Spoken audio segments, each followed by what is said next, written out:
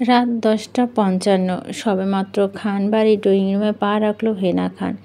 মেহেরবান, ফিহা, মায়া এবং আরাফ খান দুহাত ভর্তি শপিং ব্যাগ নিয়ে পিছন পিছন ঢুকল কয়েকজন বলিষ্ঠবান বডিগার্ড। আদেশ অনুযায়ী তাদের সেই শপিং ব্যাগগুলো জায়গা রেখে তাৎক্ষণিক প্রস্থান করল সেখান থেকে বিনা বাক্য ব্যয়ে। প্রত্যেকের চোখে মুখে ক্লান্তির ছাপ, নিস্তেজ যাওয়া শরীরটা যেন রিরি করছে সারাদিনের দৌড়ে।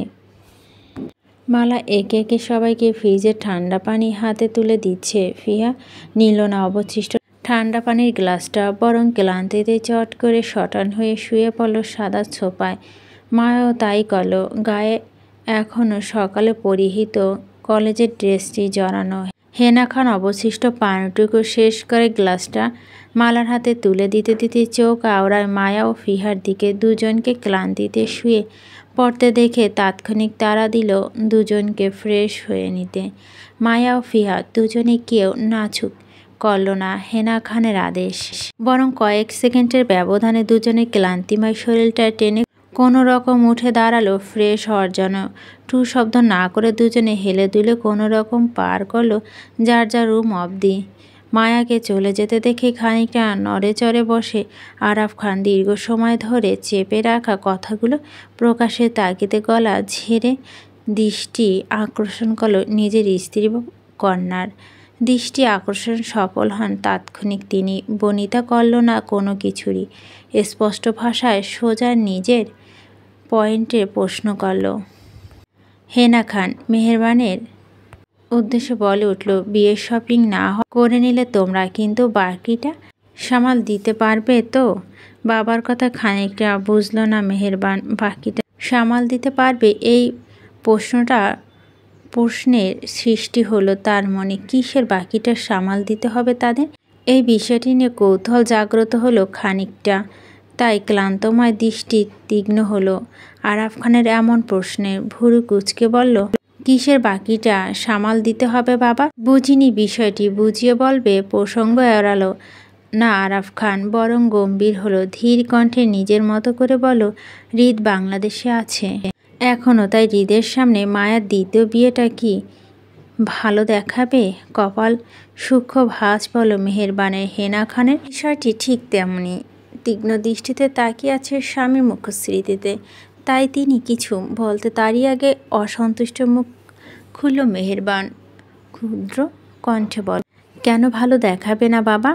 আয়ানের সাথে মায়ের বিয়ে তোমরা ঠিক করেছ, তাও 1 বছর আগে।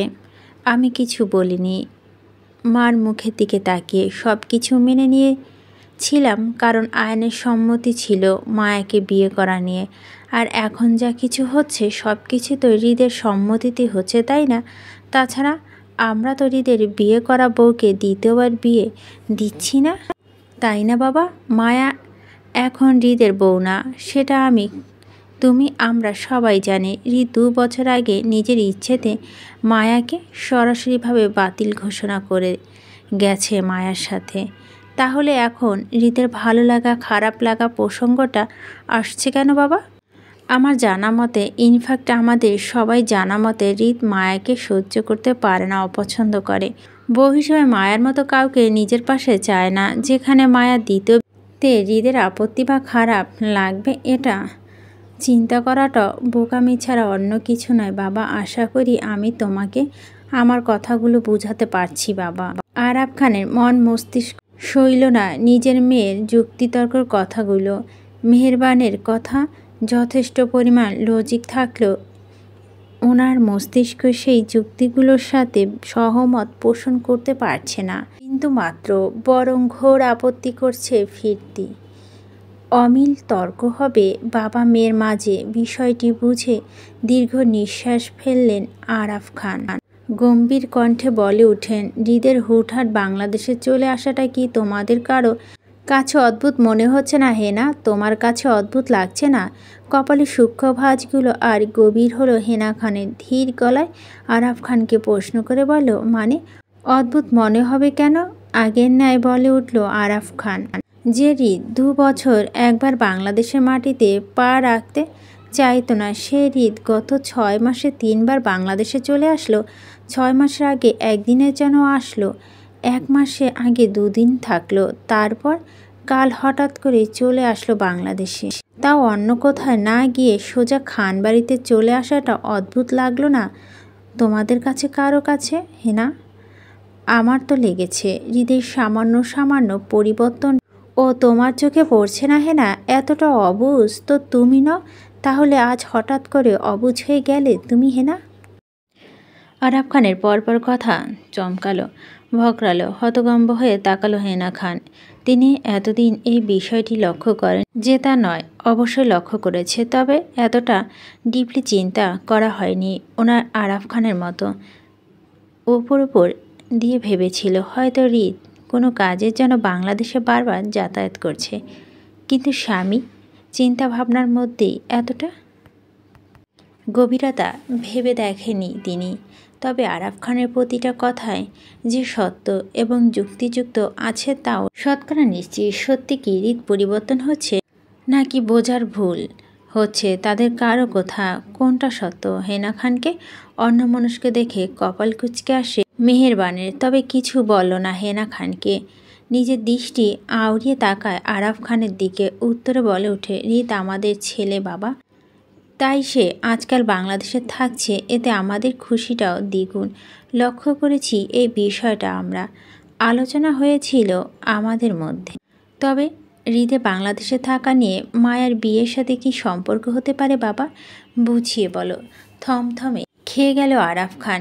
মেহেরবান তীক্ষ্ণ কণ্ঠে ধারালো প্রশ্নের উত্তর জানা নেই ওনার কাছে, শুধু এতটাই জানে ওনার মন সায় দিচ্ছে না কোনো কিছুতে। মন বলছে হৃদের হুটহাট বাংলাদেশে চলে আসার কারণটাও নারীর টান হবে, কারণ পাথর বুকে ফুল শুধু একটা নারী ধারায় ফুটে। হৃদ নামক পাথরের বুকে হয়তো মায়া নামক ফুল ফুটেছে, তিনি নিশ্চিত নয় কোনো কিছুতেই, স্বচক্ষে দেখেনি কোনো কিছু। তবে আজ দুপুরে মায়ার হাতে চকলেটের ঝুড়িটা চোখে পড়েছিল ওনার। সেটা হৃদের ক্যাবিনে সকালে আসিফকে রাখতে দেখেছিল তিনি। এতটা বুঝতে পেরেছে যে হৃদ আনিয়েছিল চকলেটের ঝুড়িটা। মায়া সকালে চকলেট খেতে চেয়েছিল, সেখানটায় হৃদ উপস্থিত ছিল, তার মানে হৃদ সেটা মনে রেখে মায়াকে দিচ্ছিল চকলেটগুলো। কিন্তু কেন? হৃদ সহজে কাউকে কিছু দেয় না, একরত্তিও না। মায়াকে দেওয়ার মানে হৃদের মনে মায়া জন্য সামান্য হলেও সহানুভূতি আছে। শুধু সহানুভূতি নাকি আরও কিছু আছে হৃদের মনে? এই বিষয়ে পরিষ্কার নন তিনি। তার এজন্য আরও কিছু সময় নিতে চায় আরাফ খান। কিন্তু তার মধ্যে আয়ানের আগমন বার্তা জানালো সে 1 সপ্তাহের মধ্যে দেশে ফিরে মায়াকে বিয়ে করতে চায়। এখন প্রশ্ন থাকে অসংখ্য, তারই মধ্যে সবচেয়ে বেশি যে কথাগুলো ভাবছেন ওনারা সেটা হলো, যদি হৃদ কোনো কারণে মায়ার প্রতি ন্যূনতম দুর্বলতা থাকে তাহলে কিছু না কিছু তো অবশ্যই করবে সে মায়ার বিয়ের সংবাদে। আয়ান যে চুপ থাকবে তাও নয়, সেও মায়াকে পছন্দ করে। ভালোবাসার মানুষকে কি এমনি ছেড়ে দেবে? অবশ্যই না। অবশ্যই দেখা যাবে যে বিয়ে তো হবেই না, উল্টো তাণ্ডব হবে 2 ভাইয়ের মধ্যে। আর এই একটা বিষয়ের জন্য তিনি পিছু পা হতে চাচ্ছেন আপাতত আয়ান আর মায়া বিয়েতে, কিন্তু নিজের পরিবারকে বোঝাতে সক্ষম হচ্ছেন না। মনে লুকায়িত কথাগুলো বলেও বা কী করে কেউ বুঝবে ওনার মনের সুপ্ত লুকায়িত কথাগুলো? কেউ বুঝবে না, উল্টো ওনাকে দোষারোপ করবে, বলবে হৃদের পক্ষে নিচ্ছে তিনি। কিন্তু তিনি সত্যিকার অর্থে কারো পক্ষ নিচ্ছে না, বরং সত্যিটা সত্যায়িত করার চেষ্টা করছে। মনস্তাত্ত্বিক বিষয় চিন্তা করে দীর্ঘ নিঃশ্বাস ফেললে আরাফ খান। এই মুহূর্তে তিনি পরিস্থিতির চাপে পড়ে আছেন। একদিকে হৃদ তো অন্যদিকে আয়ান, দুজনই ওনার কলিজার টুকরা নাতি, প্রচণ্ড ভালোবাসেন তাদের, তাই তিনি চান না কারো বিন্দুমাত্র ক্ষতি হোক। আর এই বিষয়টি কাউকে বোঝাবারও নয়, চুপ থাকা ছাড়া কিছু করার নেই ওনার। কিন্তু আপাতত নিজেকে সংযত করতে পারছে না চিন্তায়। পাশে থেকে মেহেরবানের তীক্ষ্ণ গাঢ় দৃষ্টি পরখ করে নিল আরাফ খানকে। মেহেরবানের কথা শেষ হলো না, তবে বাবার চিন্তিত চেহারাটা বোঝার চেষ্টা করলো খানিকটা, তাই নিজের তীক্ষ্ণ কণ্ঠটা খাদে নামিয়ে নিল ধীরে, বুঝদার গলায় বলল আরাফ খানকে উদ্দেশ্য করে, মেহেরবান হৃদ সহজ কারো জন্য পরিবর্তন হবার নয় বাবা, আমরা সবাই জানি হৃদ কতটা শক্ত মনের মানুষ। হ্যাঁ, বাংলাদেশে যাতায়াত বেড়েছে সামান্য, তবে অনুসন্ধান করে দেখুন বাবা, নিশ্চিত তার পিছনে নির্দিষ্ট কোনো কারণ আছে। হৃদ বাংলাদেশে হঠাৎ হঠাৎ আসা যাওয়া নিয়ে তুমি বেশি চিন্তা করছো বাবা। বিয়েটা 1 সপ্তাহ পর হবে, ততদিনে হৃদ পুনরায় বাংলাদেশ ছেড়ে চলে যাবে। দেখো তুমি, তাছাড়াও আজ পর্যন্ত হৃদকে দেখেছো যে 2 দিনের বেশি বাংলাদেশে থাকে? তাহলে আজ থাকবে বলে তোমার মনে হয় বাবা? আমার কিন্তু তাই মনে হয় না। তুমি শুধু শুধু বেশি চিন্তা করছো বাবা। সব ঠিকঠাকভাবেই হবে। আমরা আছি তো, তাই না? পাশে তাকিয়ে। মা, তুমি কি শুনছো আমাদের কথা? দীর্ঘ সময় নিয়ে চিন্তিত ভঙ্গিতে স্বামী ও মেয়ের কথাগুলো শ্রবণ হলো হেনা খানের। হঠাৎ মেহেরবানের প্রশ্ন চকিত তাকায় সেদিকে। মেহেরবান এই মুহূর্তে কী বলা উচিত হবে বুঝলো না সেটা, কারণ মায়ার সাথে আয়নের বিয়ে নিয়ে আপত্তি নেই হেনা খানের। তবে হুট করেই 1 সপ্তাহের মধ্যে বিয়েটা হওয়া নিয়ে কিছুটা আপত্তি ছিল হেনার। তিনি সময় চেয়েছিল, আর কিছুটা হুট করে বিয়ে নিয়ে। কিন্তু আয়ান শুনল না, বরং নিজ তাগিদেই বলেছিল বিয়েটা করা অত্যন্ত জরুরি তার জন্য। তাই সে বাংলাদেশে এসেছে জরুরি ভিত্তিতে 1 সপ্তাহের মধ্যে মায়াকে বিয়ে করাতে চায়। সেই সাথে কিছু গুরুত্বপূর্ণ কথাও জানাতে চায় পরিবারের সবাইকে মায়াকে ঘিরে আয়ানের। এবার সেটা কি তাও বলেনি আয়ান, শুধু বলল ফোনে এমন গুরুত্বপূর্ণ কথাবার্তা বলা যাবে না, সরাসরি বলা জরুরি। সেই সাথে হাত জোর করে রিকোয়েস্ট করলো যাতে মায়ের সাথে আয়নের বিয়েটা তিনি 1 সপ্তাহের মধ্যে দিতে রাজি হয়ে যায়। আয়নের আকুল মিনতিতে বাধ্য হয়ে তিনিও মেনে নিলেন বিয়েটা, যার সূত্র ধরেই আজকে সপরিবার মায়াকে নিয়ে মার্কেটে যাওয়া বিয়ে শপিং করতে। মূলত আজকের মার্কেটই ছিল মায়াকে ঘিরে। মায়ের বিয়ের সকল কেনাকাটা দাম চুকালো। পারিবারিকভাবে বিয়েটা হতে যাচ্ছে দুজনের। বাকি সব প্ল্যানিং আগের মতোই রয়েছে। মায়া কলেজের গণ্ডি পাস করার পর আনুষ্ঠানিকভাবে অনুষ্ঠান করা হবে দুজনার। শুধু বিয়েটা আগাম হবে, বাকি সবগুলো ঠিকঠাক করা। কিন্তু তারপরও কেন জানি ভিতর থেকে সায় পাচ্ছে না হেনা খান কোনো কিছুতেই। মন খচখচ করছে তীব্র। মনে হচ্ছে আরও কিছুটা সময় নেওয়া বোধ হয় ভালো হবে মায়া আর আয়নের বিয়েতে। আর সেটা ভেবেই হেনা খান চিন্তিত হন। মেহেরবানের কথা উত্তর না দিয়ে পুনরায় অন্যমনস্ক হয়ে পড়েছেন তিনি। হেনা খানকে অন্যমনস্ক দেখতেই কপাল কুঁচকে আসে মেহেরবানের। প্রথমে বাবা, এখন মাকে অন্যমনস্ক দেখাচ্ছে, কিন্তু কেন তারা সঠিক কারণটা ধরতে পারল না মেহেরবান। তবে কণ্ঠে তীক্ষ্ণ প্রহারের প্রশ্ন করে উঠল হেনা খানকে মেহেরবান। কি হলো মা, তুমি কি কোনো বিষয় নিয়ে চিন্তিত? তোমারও কি এই বিয়েটা নিয়ে আপত্তি আছে? টনক নড়ে হেনা খানের। চকিত তাকায় মেয়ের দিকে। তৎক্ষণাৎ বলে উঠল, আপত্তি থাকবে কেন? আমি নিজেও তো চাই আয়ান আর মায়ের বিয়েটা তাড়াতাড়ি হয়ে যাক। কিন্তু আয়নের হুট করে বিয়ে ডিসিশন নেওয়াটা আমার মাথায় আসছে না মেহু। আয়ান যথেষ্ট বুঝদার, শান্তশিষ্ট ছেলে।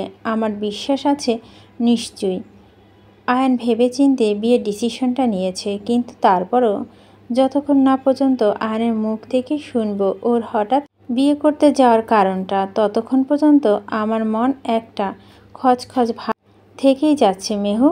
যে আয়ান হঠাৎ করে এই ডিসিশন কেন নিল? আচ্ছা মেহু, তুই কিছু জানিস এই বিষয়ে? আয়ান কিছু বলেছে তোকে? সোজাসাপটা উত্তরে কাট কাট গলায় বলল মেহেরবান। না মা, আমি কিচ্ছু জানি না। আর না আয়ান আমাকে কিছু বলেছে। তোমার মতো আমাকেও মধ্যরাতে ফোন করে বলেছে 1 সপ্তাহের মধ্যে বিয়ে করতে চায় মায়াকে। আমি প্রথম নিষেধ করলেও পরে আয়ানের জোরাজুরিতে রাজি হই।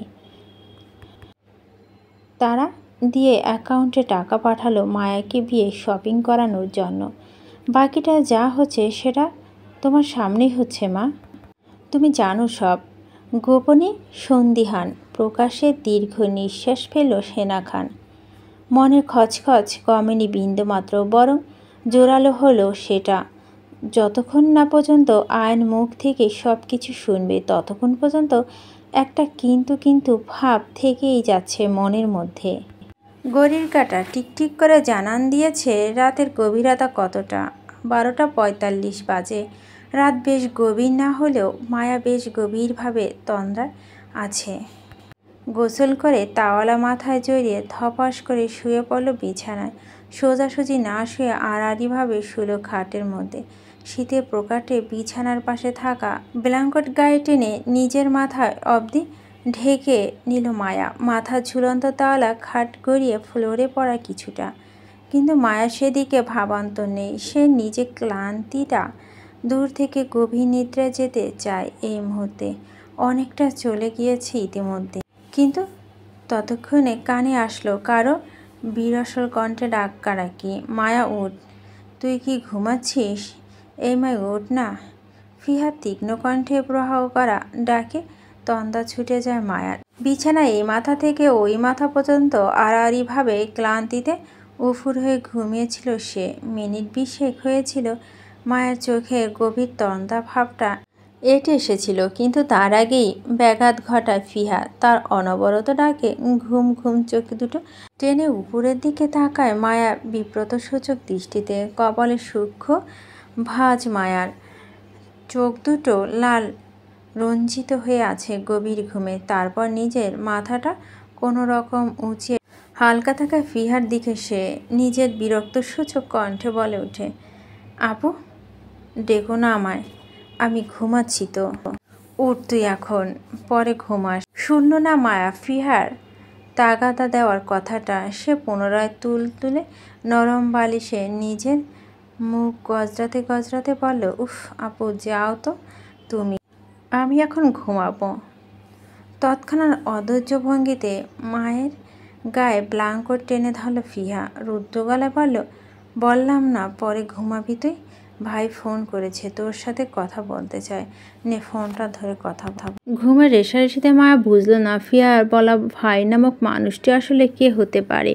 সে তাকে এইমাত্র রাতে স্মরণ করলেও মায়া সচিত ঘুমে তন্দিত নিষ্ক্রিয় যাওয়া শরীরে রুদ্র গলায় বলল, আমার কারোর সাথে ফোনে আলাপ করা নিষেধ আছে ফিয়া আপু। তোমার ভাইয়া আমার ফোন ধরাটা পছন্দ না, তাই আমি কারোর সাথে ফোনে কথা বলবো না। তুমি ফোন নিয়ে চলে যাও আপু। মায়ের খাপছাড়া কথায় প্রচণ্ড বিরক্ত প্রকাশ করে ফিহা ধারণা মায়ার ঘুমের ঘরে আয়ানের কথা বলছে এই মুহূর্তে। ফিহা আরও ধারণা করে হয়তো আয়ান ভাইয়া নিষেধ করেছে মায়াকে ফোন ধরতে, যার জন্য মায়া এই মুহূর্তে নাকচ করছে ফোনে কথা বলতে। ফিহা টনক নড়ল, কারণ সে দেখেছে আয়ানকে বেশ কয়েকবার মায়াকে ফোন ধরা থেকে বিরতি রাখতে। এমনকি আয়ান লন্ডনে গেলেও মায়ার সাথে ফোনে কথা বলতে চায় না। তাই ভাইয়ের ধারণা মায়া ছোট মানুষ, তাই যদি মায়া অযথা ফোনে চক্করে পড়ে যায় তাহলে বিগড়ে যেতে পারে। কিন্তু ফিহা এটা ভেবে টনক নড়ল যে মায়া তার ভাইয়ের সামান্য কথাগুলো এতটা দৃঢ়তার সাথে পালন করে। ফিহা খানিকটা চমকালে ভীষণ ভাবল মায়ার সহজ সরলতা পিছনেও আরও কিছু আছে যেটা লুকায়িত। ফিহা সবসময় মনে হতো নিজের ভাই বুঝি একা মায়াকে পছন্দ করে। মায়া হয়তো তার ভাইয়ের ফিলিং সম্পর্কে অবগত নয়, কিন্তু এখন তো দেখছে মায়া বড় হয়ে শিখে গেছে তার ভাইয়ের সাথে সাথে সেও প্রেমে হাবুডুবু খাচ্ছে হয়তো। আর নয়তো কোনো কিশোরী চঞ্চল মেয়ে নিজেকে এতটা দমিয়ে রাখতে না পেরে অন্য কারোর সাথে সামান্য কথাটুকু বলা থেকে। কারণ এতটা বাধ্য তো হয় না কিশোরীদের মন। সে কিশোর বয়সে পার করে এসেছে। সে জানে একজন কিশোরী মেয়ের মন থেকে অবাধ্য চঞ্চল চড়ুই পাখির মতো মিনিটে ফুরুত কাটে শখানেক। প্রচণ্ড অবাধ্য হতে চায় মন পড়া। অবাধ্য জিনিসের প্রতি ঝোঁক থাকে একটু বেশি। কিন্তু মা এতটা বাধ্যকতা প্রমাণ করেছে সে কতটা ধীর সংকল্প নেয় অটুট তার ভাইয়ের প্রতি। ফিহা অন্যমনস্ক ভাবে কথাগুলো আওড়ালো নিজে মুহূর্তেই আলতো হেসে সূক্ষ্ম দৃষ্টি স্থির করল মুঠোফোনের দিকে। স্ক্রিনে ঝলমল করল আয়ানের বিস্ময়কর চেহারা। এতক্ষণ যাবৎ সেও ভিডিও কলে বসেছিল ফোনের ওপাশে। মায়া কথাগুলো সব কিছু শুনেছে সে। অবাকও হয়েছে প্রচণ্ড। মায়ার সাথে আজ পর্যন্ত ঠিকঠাকভাবে কথা বলতে পারেনি সে। অজানা ভয়ে সিটিয়ে যেতে মেয়েটা, অথচ আজ এই মেয়েটাকে তার কথাগুলো এতটা ধীরতার সাথে পালন করছে। ভাবা যায় বিষয়টি।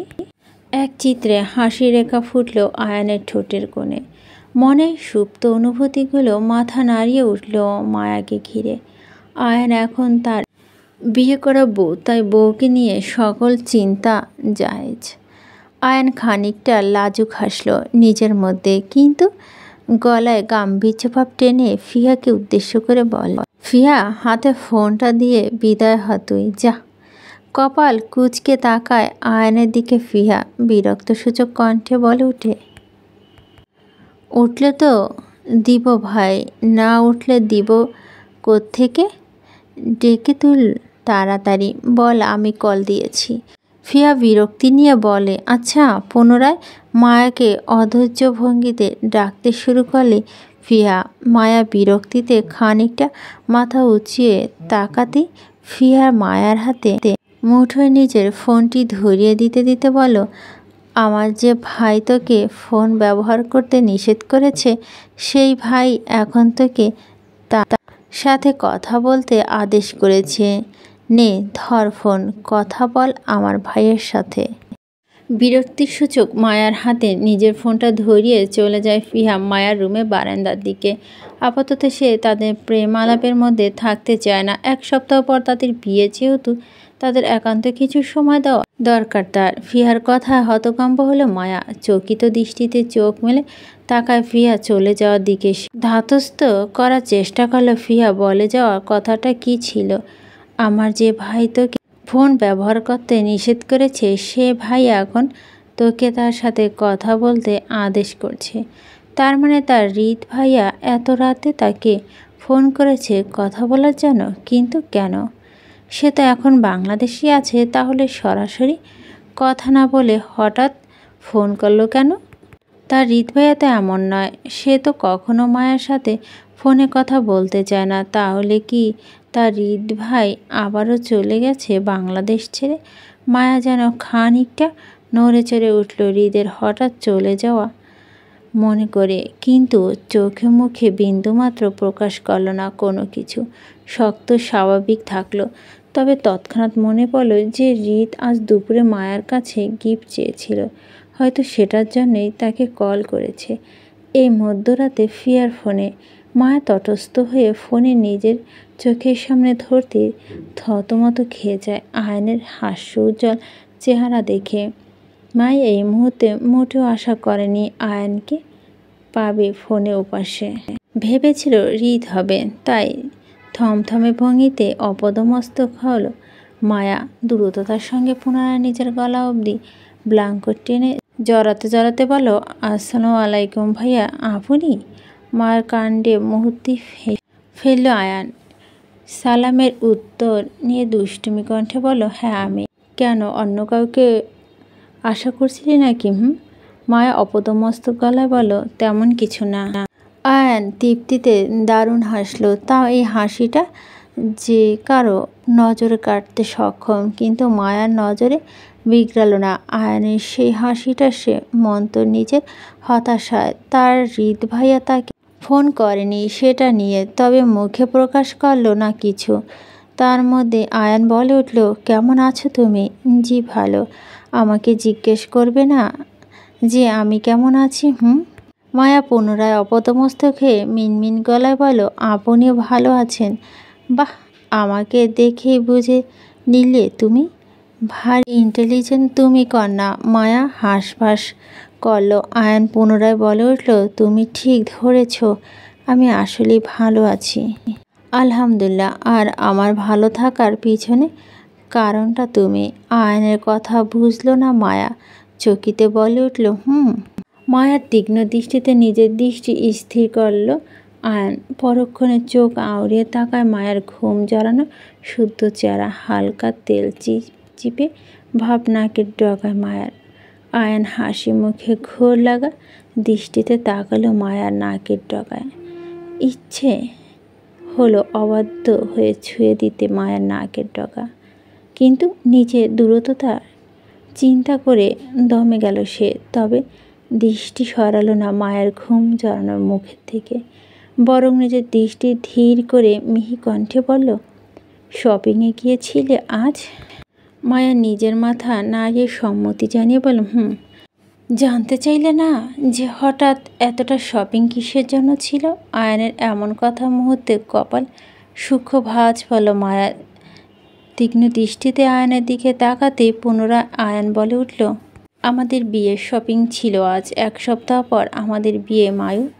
মায়া যেন চমকালো, বিস্মিত হলো অধিক, হতভম্ব গলা অস্পষ্ট স্বরে বলল, বিয়ে?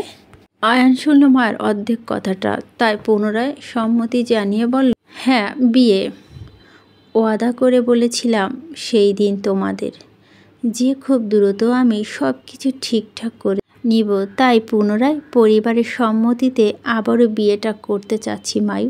অবশ্য পরিবারের কাউকে আমাদের আগের বিয়েটার কথা এখনও জানানো হয়নি, তবে আমি বাংলাদেশে এসেই সর্বপ্রথম সবাইকে জানাবো এই বিষয়টি, তারপর বিয়ের পিঁড়িতে বসবো। মায়া চমকালো, হতভম্ব হলো, বিষণ্ণ তাকালো আয়ানের ভরাট হাসি মুখের দিকে। মায়া বুঝতে পারল 1 সপ্তাহ পর আয়ান বিয়ের পিঁড়িতে বসতে চাইছে, তাও সেই দিনের রাতের অনাকাঙ্ক্ষিতভাবে হয়ে যাওয়া বিয়েটাকে কেন্দ্র করে। কিন্তু সব কিছু কি এত সহজ? মায়ার বাবা কি কখনো মেনে নেবে এই বিয়েটা? বরং ঘোর আপত্তি করবে। তাছাড়া জুই, সে কি? মায়া আর কি ভাবতে পারল না। সে আতঙ্কিত গলায় বলল, আব্বু কি এই বিয়েটা মেনে নেবে ভাইয়া? খানিকটা অনুতপ্ত হলো আয়ান, হতাশে উঠল, তুমি চিন্তা করো না মায়ু, আমি আছি তো, সব কিছু ঠিকঠাক হয়ে যাবে। আগে বিয়ে হয়ে যাক, পরে না হয় তোমার আব্বুকে বোঝা যাবে। তাছাড়া তুমি তো আমার পাশে আছো, তাই না? মায়া মাথা নাড়িয়ে সম্মতি জানায়, অর্থাৎ সে আয়ানকে সমর্থন করবে এই বিয়েটা নিয়ে। আর এই বিষয়টা যেন তীব্র ভুল বোঝাবুঝি সৃষ্টি করে আয়ান ও মায়ার সাথে। আয়ানের দীর্ঘ ফোনের আলাপের মধ্যে একটা বারও পাত্রী নামটা উল্লেখ করল না মায়াকে। আর না মায়া বুঝল যে আয়ান আসলে কাকে নিয়ে অর্ধাঙ্গিনী ভেবে দ্বিতীয়বারের মতো বিয়েটা করতে যাচ্ছে। আর এই বিষয়টি নিয়ে এতটাই তালগোল পাকিয়ে যায় মায়া আয়ানের মধ্যকার সম্পর্কে, যার রেশ ধরে মায়া তৎক্ষণাৎ উত্তেজনায় বলে উঠে আয়ানকে, তাহলে তো সর্বপ্রথম জুইকে লাগবে আমাদের ভাইয়া। কিন্তু আব্বু কি দিবে জুইকে 1 সপ্তাহের মধ্যে খানবাড়িতে আসতে? জুই ছাড়া তো বিয়েটা অসম্পূর্ণ থেকে যাবে। কি করা যায় বলুন তো? মায়া মুখে জুই নামটা শুনতেই তথস্থ হলো যে সেই দিন বিয়েতে জুইও ছিল তাদের সাথে, কিন্তু কোনো এক মনস্তাত্ত্বিক বিষয়ের কারণে একেবারে ছুটে গিয়েছিল জুই মেয়েটির নামটা। মায়া বলাতে পুনরায় স্মরণে আসলো তার। আয়ান স্মিত হাসল, ভাবল হয়তো মায়া নিজের বোনকে পাশে নিয়ে বিয়েটা করতে চাইছে আয়ানকে, তাই এই বিষয় বেশ একটা ঘামালো না আয়ান। মায়াকে রয়েছে বুঝিয়ে বলল, তোমার বাবা তার মেয়েদের প্রচণ্ড ভালোবাসে মায়ু, তাই আমার মনে হয় ওনার মেয়ে যদি ওনার কাছে কোনো কিছুর জন্য আবদার করে, তাহলে সে নিশ্চয়ই তোমাকে ফেরাবে না। তুমি তোমার বাবার কাছে আবদার করে বলো যে তোমার জুইকে লাগবে 1 সপ্তাহের মধ্যে খানবাড়িতে, তাহলেই হয়। তিনিও তোমার কথা ফেলতে পারবে না আশা করি। গল্পের অংশটুকু ভালো লাগলে অবশ্যই লাইক শেয়ার করবেন, আপনার মূল্যবান মতামতটুকু জানাবেন।